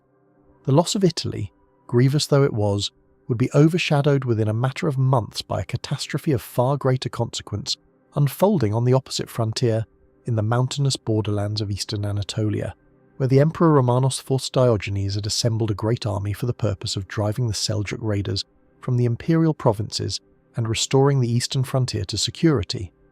The confrontation that decided the fate of Anatolia and of the empire took place on the 26th day of August in the year 1071, near the fortress town of Manzikert, in the region that lies today within the modern nation of Turkey, where Romanos III Diogenes led his diverse and unwieldy host against the forces of the Seljuk Sultan Alp Arslan. The Byzantine army that the emperor commanded reflected in its very composition the transformation that had overtaken the imperial military, for it was an assemblage of contingents drawn from many peoples, including the native levies of the empire, alongside mercenary companies of Turks and Franks, and other foreigners whose commitment to the imperial cause was contingent upon payment and upon the fortunes of the day. The battle that unfolded resulted in a catastrophic defeat for the Roman forces, a disaster that arose not from any overwhelming superiority of numbers on the part of the Seljuks, but from the treachery and the failure of the imperial army itself, for in the critical moment of the engagement, the mercenary units defected from the imperial standard, and the reserve force commanded by Andronicus Ducas, a scion of a rival aristocratic faction that resented the reigning emperor, executed a withdrawal from the field that left the emperor and his remaining troops exposed and surrounded. The consequence of this collapse was an event without precedent in the recent memory of the empire. For Romanos IV, Diogenes was captured alive upon the field of battle, taken prisoner by the enemy, the first Byzantine emperor in centuries to fall into the hands of a foreign power, and the shock of this capture reverberated through the Roman world as a sign that the divine favour which had sustained the empire through so many trials had been withdrawn. The accounts of what passed between the captured emperor and the victorious sultan vary in their particulars, and the historian must approach them with the caution that legend so often demands, for while some later narratives describe the sultan placing his foot upon the neck of the prostrate emperor in a gesture of humiliation and triumph, many scholars regard this image as a subsequent embellishment rather than a record of fact. The more reliable indications suggest that Alp Arslan treated his imperial captive with a considerable measure of courtesy, receiving him not as an object of degradation, but as a defeated sovereign with whom terms might be negotiated, and the two rulers concluded a treaty before the emperor was released to return to his capital, an arrangement that reflected the sultan's interest in a stable and profitable peace, rather than in the destruction of the Roman state. The tragedy of Romanos II, however, lay not in his defeat upon the field, nor in his captivity among the Turks, but in the reception that awaited him upon his return, for the aristocratic factions of the capital, and above all the Duca's family whose scion had abandoned him at Manzikert, seized upon his misfortune to depose him from the throne, and the fallen emperor was captured by his political rivals, blinded in the cruel fashion that the empire so often employed against those it wished to render incapable of rule, and left to die of the wounds inflicted upon him. The blinding and death of the emperor who had striven to defend the eastern frontier extinguished any prospect that the treaty concluded with Alparslan might be honoured, and the descent of the empire into civil war among its contending aristocratic houses opened the interior of Anatolia to the Turkish tribes, who poured across the undefended frontier and settled upon the plateau that had for so long formed the recruiting ground and the granary of the imperial state. The magnitude of what the year 1071 had cost the empire can be measured only by considering the several disasters together, for in the span of 12 months the state had lost its western prestige with the fall of Bari, had lost its eastern buffer with the destruction of its army and the opening of Anatolia at Manzikert, and had already, in the years immediately preceding, lost its claim to universal Christian leadership through the formal rupture between the churches of Rome and Constantinople that had been consummated in the year 1054. That schism, the culmination of centuries of divergence in doctrine and in liturgical practice, and in the fundamental question of ecclesiastical authority, had hardened the estrangement between the Latin West and the Greek East into a permanent division of Christendom, and it deprived the empire of the moral standing it had once possessed as the acknowledged centre of the Christian world, leaving it isolated at the very moment when it faced the gravest threats to its survival. The combination of these blows drove the empire into a terminal spiral of civil war and territorial loss, and the interior of Asia Minor, the heartland from which the empire had drawn its soldiers and its grain and its wealth for centuries, slipped from imperial control into the hands of the Turkish Sultanate that would establish itself upon the plateau and take the name of the very land it had conquered, the Sultanate of Rum, the Sultanate of Rome, a name that testified to the completeness of the Roman collapse in the eastern provinces. The recovery of the shattered empire from the disaster of Manzikert fell to a new dynasty of soldier aristocrats, and it was Alexios Komnenos who seized the imperial throne on the 4th day of April in the year 1081. Inheriting a state fractured by the Seljuk conquest of Anatolia and menaced anew by the Norman ambition that, having expelled the empire from Italy, now sought to carry its conquest across the Adriatic into the Balkan provinces of the Roman world. The reign of Alexios III Komnenos represents an era of imperial stabilization, achieved through an unrelenting exercise of diplomatic cunning and military improvisation, for the new emperor possessed neither the resources nor the armies of the Macedonian age, and was compelled to secure the survival of his regime through expedients that would purchase immediate safety at the price of long-term dependency. Confronted by the Norman invasion under Robert Guiscard, who crossed the Adriatic and threatened the western approaches to the empire, Alexios turned to the maritime Republic of Venice for the naval support that the diminished imperial fleet could no longer provide, and in the year 1082 he issued the Golden Bull, the Crucible, that granted to the Republic of Venice unprecedented and far-reaching commercial privileges within the empire. The terms of this concession were extraordinary in their generosity, for they granted to the Venetian merchants the right to trade throughout the empire free of the tolls and duties that burdened all other traders, including the subjects of the emperor himself, and they established within the capital a dedicated Venetian quarter along the Golden Horn, a self-governing enclave of foreign merchants who conducted their commerce upon terms that no native trader could match. The bargain that Alexios struck with Venice saved his regime from the immediate Norman threat, for the Venetian fleet provided the naval power that the empire required to contest the Adriatic and to protect its coasts. Yet the price of this salvation was the initiation of a long-term economic dependency that would erode the maritime autonomy of the empire and that would haunt the successors of Alexios for generations to come. The Venetian merchants, freed from the burdens that fell upon their competitors, came to dominate the seaborne commerce that had once enriched the imperial treasury, diverting into their own coffers the profits that the state had formerly collected, and the resentment that this foreign domination bred among the population of the capital would fester into a hatred that later emperors would find impossible to contain. The commercial concession of 1082 stands as the archetype of the Komnenian predicament, the recurring pattern by which the empire, lacking the strength to defend itself through its own resources, purchased survival through arrangements that mortgaged its future to foreign powers whose interests were fundamentally opposed to its own, and the dependency upon Venice that Alexios initiated would prove, in the fullness of time, to be a factor in the catastrophe that awaited the city more than a century hence. The most consequential of the expedients to which Alexios resorted, however, arose from his need for soldiers to reclaim the provinces of Anatolia that had been lost to the Seljuks, and it was his appeal to the Latin West for mercenary aid against the Turkish enemy that inadvertently set in motion the vast and uncontrollable movement of armed pilgrimage that history would remember as the First Crusade. The emperor had hoped to recruit companies of Western warriors who might serve under imperial command and imperial pay for the recovery of his lost territories, yet the appeal that he directed toward the West unleashed instead a phenomenon of an entirely different order, for the preaching of holy war swept through the lands of Latin Christendom and gathered great hosts of knights and pilgrims who took up the cross and marched eastward, not as mercenaries in the service of an emperor, but as an autonomous army pursuing its own purposes, above all the liberation of the holy places of Jerusalem from the dominion of Islam. The passage of the Crusade through the territories of the empire between the years 1096 and 1099 confronted Alexios with a challenge of formidable delicacy, for he faced the necessity of feeding and directing and containing a great foreign army whose leaders regarded him with suspicion and whose numbers threatened the security of his own capital, and the relationship between the Greek emperor and the Latin crusaders was marred from the outset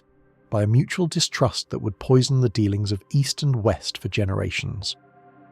The emperor extracted from the crusader leaders oaths of homage and promises that the territories they recovered would be restored to imperial authority, and he succeeded, through skillful diplomacy and the leverage that his control of supplies afforded him, in turning the passage of the crusade to the advantage of the empire,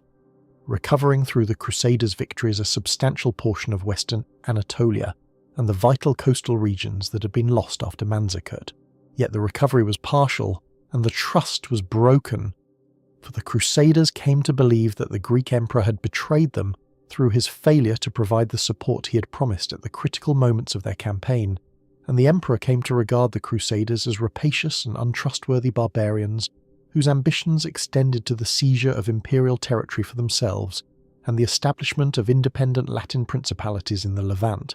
upon lands that the empire claimed as its own, confirmed the mutual sense of grievance and betrayal.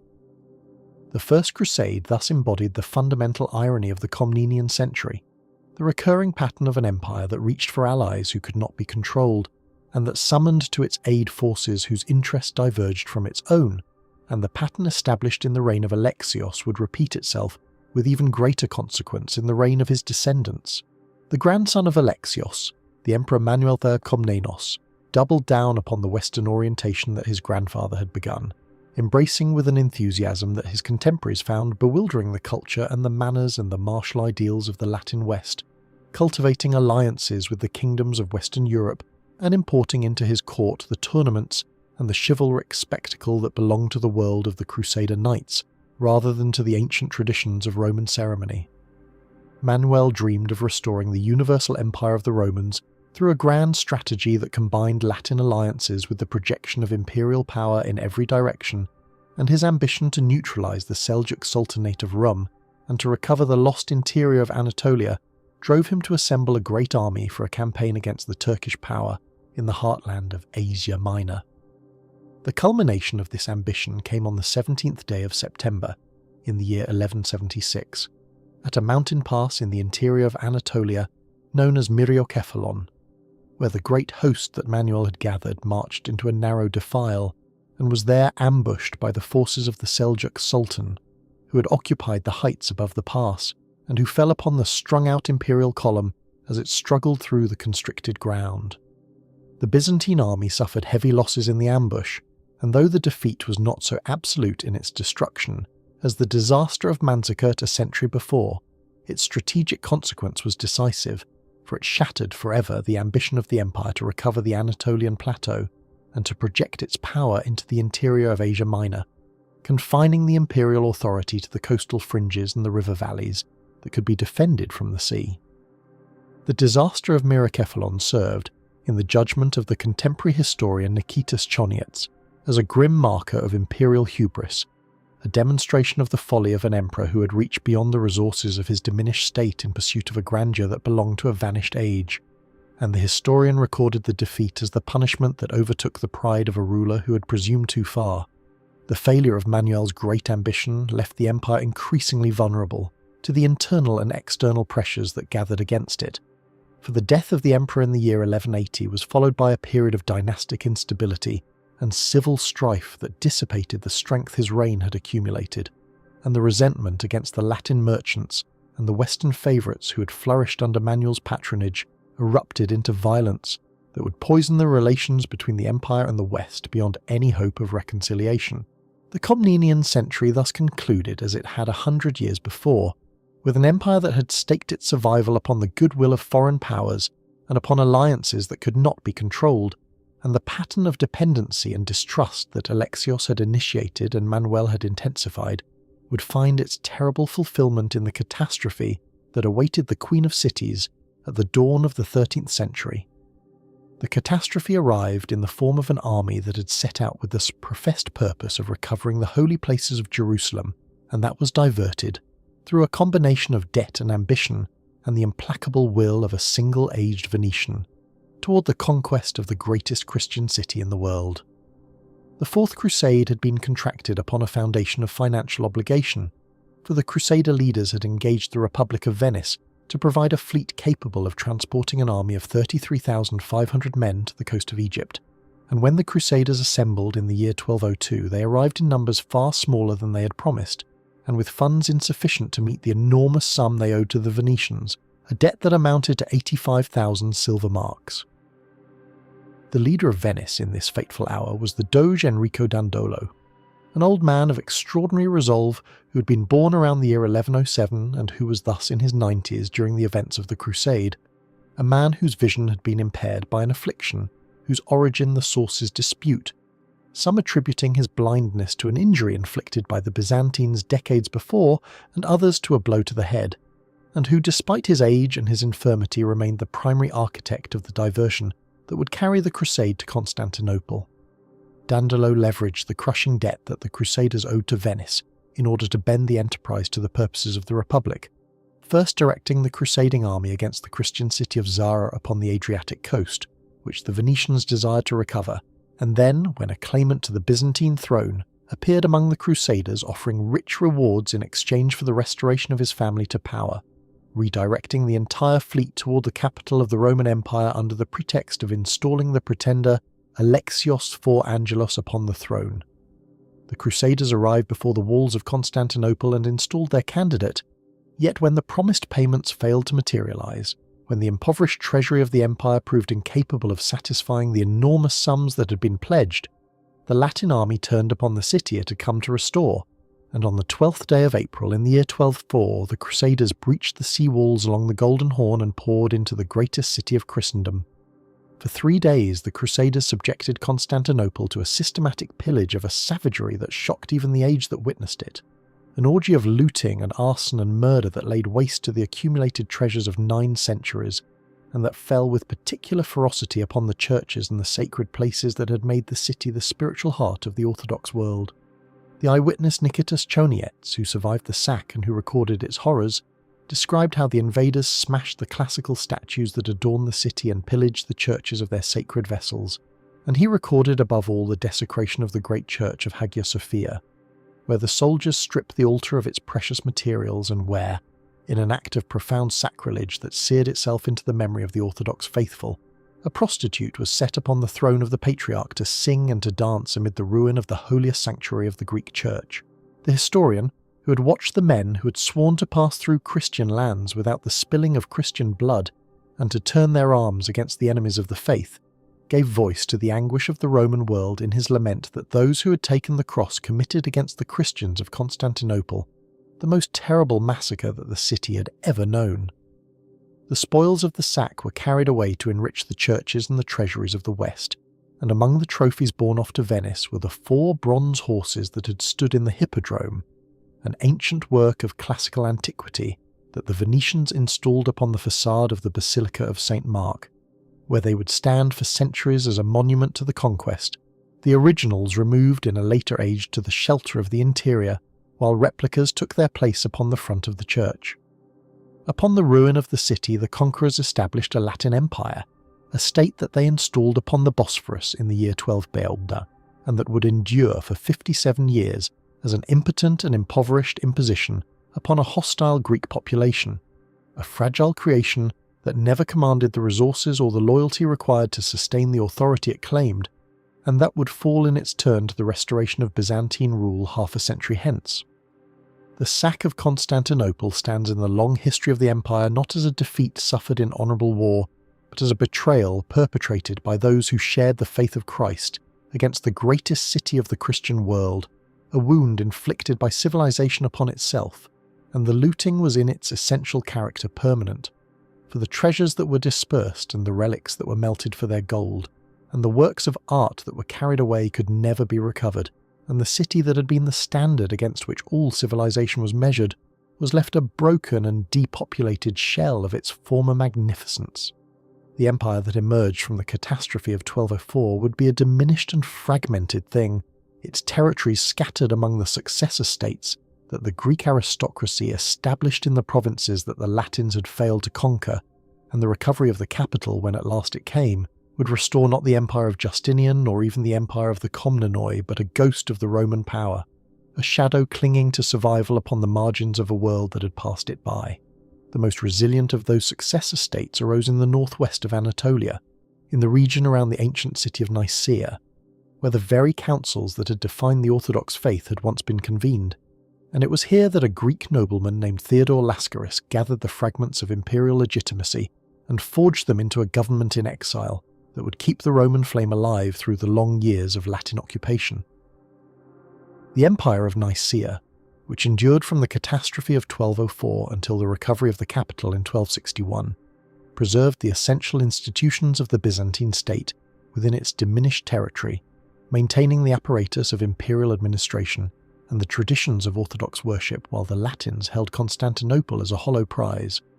Theodore Lascaris and the Lascarid dynasty that succeeded him understood that the survival of the Roman idea did not depend upon the possession of the great city alone, but upon the continuity of the offices and the rituals and the doctrines that had defined the empire across the centuries, and they governed their exile with a competence and a fiscal prudence that stood in marked contrast to the mismanagement that had brought the empire to ruin. The Nicaean state cultivated its agricultural wealth, husbanded its resources, and built up a treasury and an army sufficient to press against the Latin Empire on the European shore,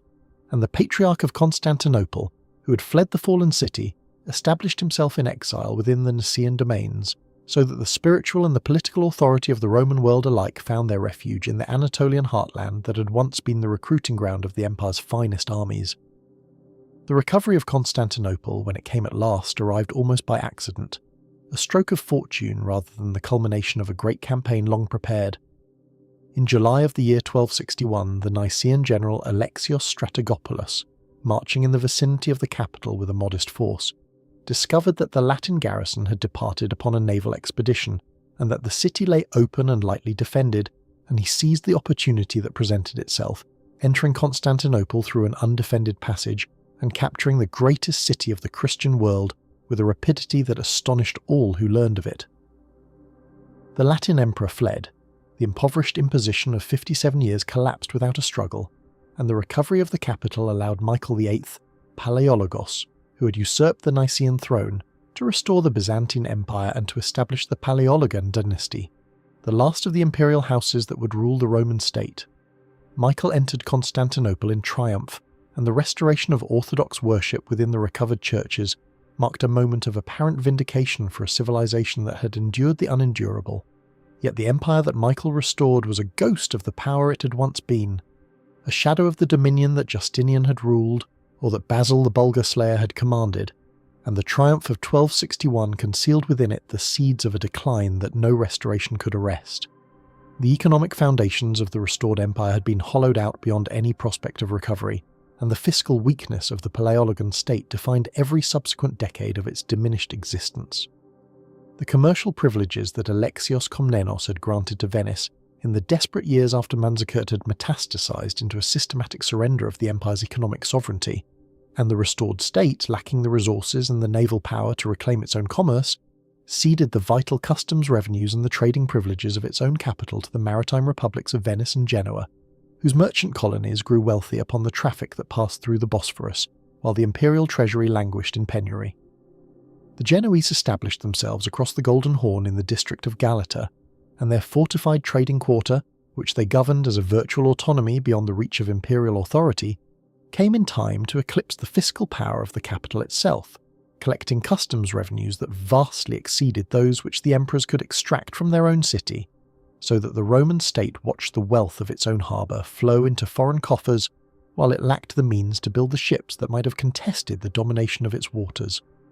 The restored empire had become in its essential character a dependency of the Italian commercial powers, a diminished government presiding over a shrinking territory, while the true masters of the eastern Mediterranean economy conducted their profitable trade from the fortified enclaves that ringed the imperial capital. While the empire's attention remained fixed upon the territorial disputes of the European provinces and upon the recovery of Greek lands from the Latin principalities that the Fourth Crusade had scattered across the Balkans and the Aegean, the Anatolian heartland that had once been the bedrock of Roman power dissolved beyond recovery into the domains of the Turkish beyliks that pressed against the eastern frontier. The Nicaean state had preserved its Anatolian core with vigilance and care, but the Palaeologan emperors, drawn westward by their ambitions in Europe and by the ceaseless dynastic and territorial quarrels of the Balkan world, neglected the defence of the eastern marches, and the frontier that the Lascarids had held with such attention crumbled under the pressure of the Turkish warrior chieftains, who carved out principalities upon the ruins of Roman Anatolia. The provinces that had furnished the empire with its soldiers and its grain and its recruits, across the centuries slipped away district by district, and among the beyliks that emerged upon the dissolving frontier, there arose in the northwest, in the region nearest to the imperial capital, a modest principality under a chieftain whose name would attach itself to the dynasty and to the empire that his descendants would build, the Ottoman Turks who would in the fullness of time complete the work of conquest that the Fourth Crusade had begun. Yet in the very decades of its political humiliation and its territorial contraction, the restored empire produced a flowering of art and thought so brilliant that the historians who study it have named it a Renaissance, a final efflorescence of the Byzantine genius that bloomed against the darkening backdrop of a dying state.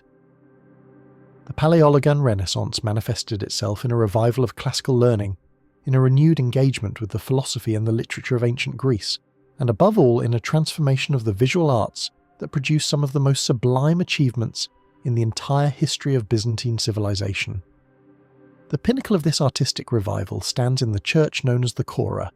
which the scholar and statesman Theodore Metachites reconstructed and adorned in the years between 1316 and 1321, endowing it with a cycle of mosaics and frescoes of such vitality and such emotional depth that the art historian Otto Demas was moved to describe the work as a moment in which all the customary rules of Byzantine and medieval art were broken. The figures in the Chora mosaics move with a naturalism and a grace that the rigid conventions of earlier Byzantine art had never permitted, their bodies possessed of weight and volume, their faces animated by expression, their draperies falling in folds that suggest the movement of living forms, and the compositions unfold across the walls and the vaults with a narrative energy that draws the eye through the sacred stories, with an urgency and a tenderness that mark a genuine artistic revolution. There is an irony inscribed in the very name of the church that housed these masterworks, for the word Chora meant countryside, a name that had once designated the church's position beyond the original walls of the city, and that now served as an unintended commentary upon the diminished condition of the capital itself, a metropolis that had shrunk to a fraction of its former magnificence, its population reduced, its districts abandoned, great tracts of land within the ancient circuit of the Theodosian walls given over to gardens and orchards and open fields, so that the countryside had in a sense come within the walls, and the city that had once been the standard against which all civilization was measured had contracted into a shadow of its own imperial self. The mosaics of the Chora glowed with a beauty that the empire could no longer afford to create anew, and the men who commissioned them and who fashioned them worked in the knowledge that the state which sustained their civilization was failing, that the walls were cracking, that the territories were shrinking, and that the accumulated wealth of centuries had been dispersed and squandered and surrendered to foreign powers, and yet they created, and the beauty that they made possessed a poignancy that only the beauty of a dying civilization can possess, the poignancy of a light that shines most brilliantly in the moment before it is extinguished. The theological life of the restored empire produced its own final flowering in the mystical movement known as hesychasm, a spiritual tradition that emphasized the practice of inner silence and unceasing prayer, and that centered upon the doctrine of the uncreated light of God, the divine radiance that the monks of the movement claimed the faithful could perceive through the disciplined ascent of contemplative prayer. The hesychast controversy that convulsed the theological establishment of the 14th century concerned the nature of this divine light, and the question of whether the human being could truly participate in the energies of God, and the resolution of the dispute in favour of the hesychast position marked a decisive moment in the development of Orthodox spirituality, affirming a mystical theology that would define the Eastern Church across the centuries that followed. The theological fireworks of hesychasm, unfolding within the walls of a capital whose political fortunes had sunk to their lowest ebb, testified to the enduring vitality of the Byzantine intellectual and spiritual tradition, even in the shadow of the empire's dissolution, and the movement's emphasis upon the direct experience of the divine radiance offered to the faithful a consolation that transcended the calamities of the material world, a promise of the uncreated light shining beyond the darkness that was gathering about the last remnant of the Roman state. The final decades of the Eastern Roman Empire unfolded beneath the lengthening shadow of the Ottoman power, and the noose that the Turkish state fastened about the diminished capital tightened inexorably through the first half of the 15th century under the sultans who ruled the expanding dominion. The Ottoman Sultan Murad II consolidated the Turkish conquests in the Balkans and in Anatolia and pressed the empire into a client relationship, so that the emperors of Constantinople had become tributaries and vassals of the very power that would in the end devour them, and his successor Mehmed II, who ascended the Ottoman throne with the fixed determination to complete the conquest of the ancient city, prepared the final reckoning with a thoroughness and a resolve that admitted no possibility of retreat. The empire that faced this gathering menace had contracted to little more than the capital itself, and a scattering of dependent territories, its resources exhausted, its army reduced to a fraction of the forces that had once marched under the eagles of Rome, and the emperors who confronted the Ottoman ascendancy understood that their survival depended upon the intervention of the Christian powers of the West,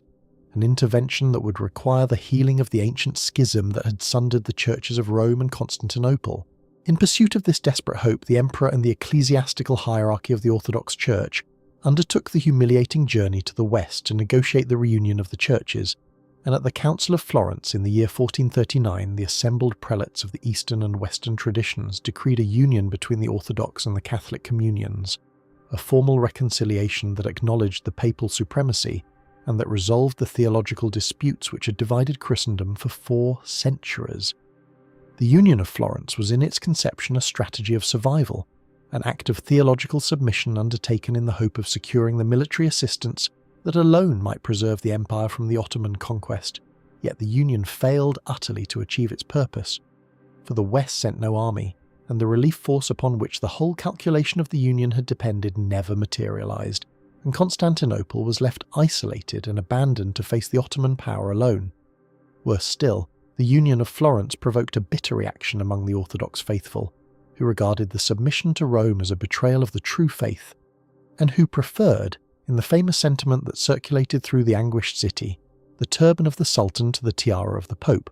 so that the desperate attempt at reconciliation succeeded only in dividing the population of the doomed capital against itself, while producing none of the material assistance for which the sacrifice had been made. The final emperor of the Roman world ascended the throne in the year 1449, a man who bore the name Constantine, the same name that the founder of the city had carried more than 11 centuries before, so that the empire which had begun with a Constantine would end with a Constantine, and this final Constantine, the 11th emperor to bear that name, prepared to meet his destiny with a resolve that redeemed the long decline of his diminished state. When Mehmed II delivered the ultimatum demanding the surrender of the city, Constantine XI, Palaiologos returned an answer that has echoed through the centuries as the last defiant utterance of the Roman spirit,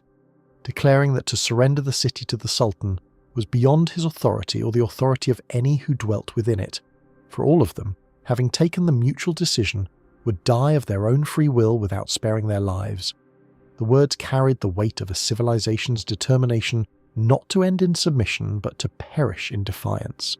and Constantine set about the defense of the ancient walls with the meagre forces at his command,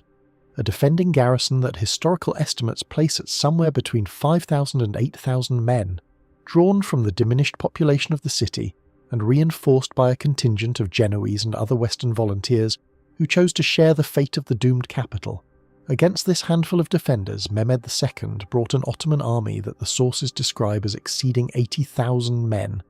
a host equipped with the full apparatus of 15th century siege warfare and possessed of a weapon that would prove decisive against the fortifications that had defended the city for 1,000 years.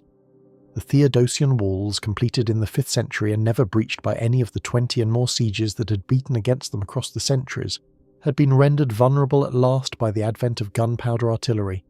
and Mehmed had procured the services of a Hungarian founder named Urban, an engineer who had offered his skill to the Sultan after the impoverished emperor had proved unable to afford it, and who cast for the Ottoman cause a cannon of monstrous dimensions, the great bombard known as the Basilica, capable of hurling a stone ball of enormous weight against the ancient masonry. The siege began in April of the year 1453, and the great cannon of Urban battered the Theodosian walls with a relentless bombardment that accomplished what 1,000 years of assault had never achieved, opening breaches in the fortifications that the exhausted defenders laboured through the nights to repair, while the Ottoman fleet contested the waters, and the Turkish host pressed the attack against the landward defences that Constantine and his captains held with a courage that the disparity of numbers could not diminish. For 53 days the defenders held the walls against the overwhelming pressure of the Ottoman assault, and through the long weeks of the siege the emperor moved among his soldiers upon the battered fortifications, sharing their dangers and sustaining their resolve, while the great church of Hagia Sophia, the wisdom of God made stone, stood at the heart of the shrinking city as the symbol of all that the defenders fought to preserve. In the final assault which Mehmed launched in the darkness of the early hours of the 29th of May,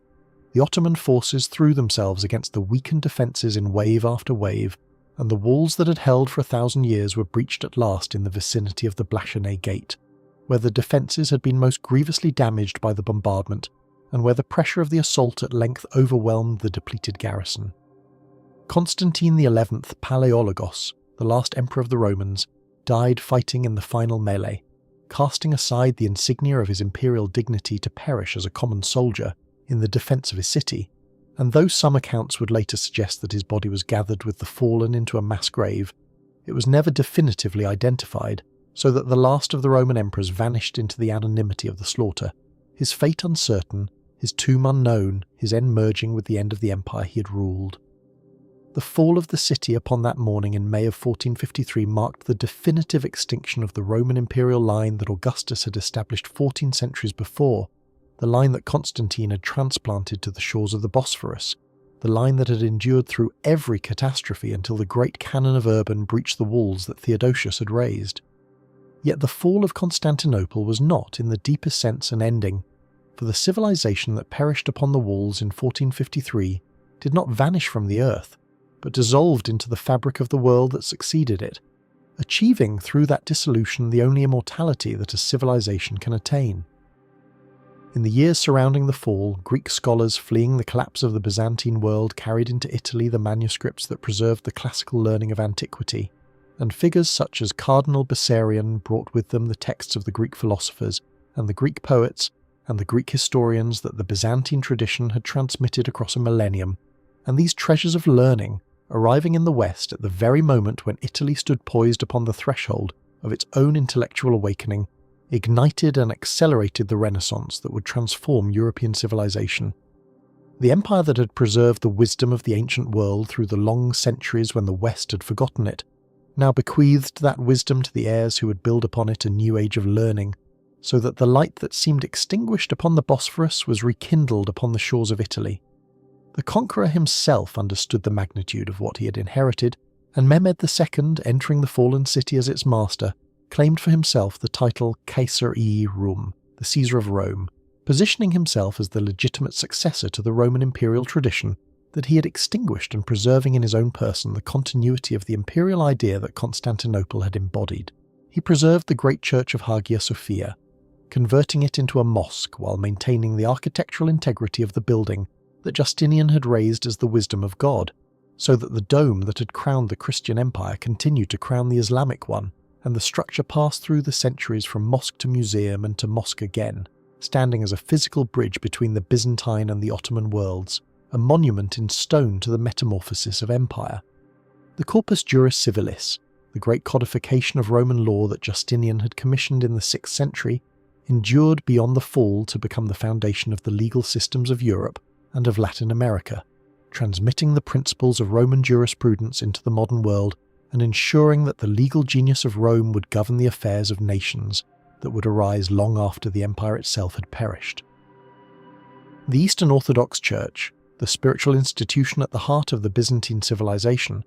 survived the Ottoman conquest and the centuries of Islamic rule that followed, enduring even the suppression of the Soviet era, and it carried into the modern age the theology and the liturgy and the mysticism that the empire had refined across its long existence. The historian Judith Herrin has observed that Byzantium was not a dead civilization, but a living one that transformed the world, and this judgment captures the essential truth of the empire's afterlife, for the transition of power that occurred upon the walls of Constantinople in 1453 was not an end but a metamorphosis, a dissolution of the Byzantine substance into the enduring forms of the civilizations that inherited it.